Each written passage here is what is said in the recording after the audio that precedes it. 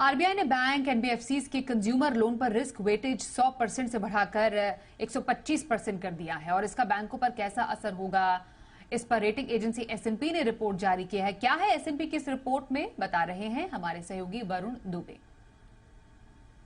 देखिए, हाल फिलहाल में आरबीआई ने जो बैंक्स और एनबीएफसीज के लिए रिस्क वेट बढ़ाया है उसके ऊपर एसएनपी ने टिप्पणी की है और इनका कहना है कि ये कदम आरबीआई की तरफ से सही और काफी जरूरी भी था, क्योंकि जिस तरह से खासकर पर्सनल लोन सेगमेंट में ग्रोथ हो रही थी या फिर बढ़त हो रही थी लगातार, वो कहीं ना कहीं चिंताजनक थी।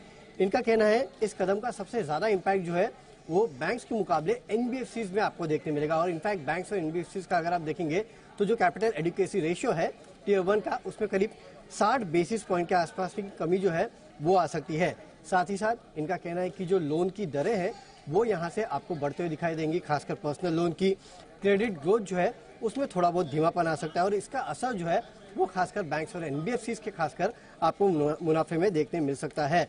वही जो कमजोर कंपनियां हैं, खासकर कमजोर एनबीएफसीज है, उनको यहाँ से पैसा जुटाने की जरूरत पड़ सकती है।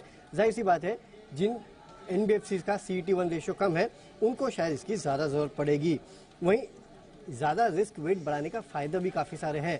इनका कहना है कि इसके चलते आगे चल के एनपीएस की जो चिंता है वो कम होगी और खासकर अगर आप देखेंगे तो बैंक्स के जो एसेट क्वालिटी है वो स्थिर रहेगी और बैलेंस शीट जो है उसमें भी आपको स्थिरता देखने मिल सकती है। हालांकि साथ ही साथ इनका ये भी कहना है कि जो बैंक्स एनबीएफसीज को लेंड करते थे उसमें जो रिस्क वेट बढ़ाया गया है उसके चलते एनबीएफसीज के लिए ओवरऑल कॉस्ट जो है वो आपको बढ़ता हुआ भी नजर आएगा। तो इस कदम के काफी सारे इम्प्लीकेशंस है। नो डाउट शॉर्ट टर्म में थोड़ी दिक्कतें हैं, लेकिन लॉन्ग टर्म के लिए और खासकर बैंक्स और एनबीएफसीज की बैलेंस शीट के लिए ये काफी अच्छा है। और इसके लिए इन्होंने नो डाउट ये कहा है कि कैपिटल एडिक्वेसी रेशियो जो है वो 60 बेसिस पॉइंट कम होगा, लेकिन अभी भी इन्होंने किसी भी बैंक या एनबीएफसी का आउटलुक जो है उसको कम नहीं किया है, उसमें कोई भी बदलाव नहीं किया है।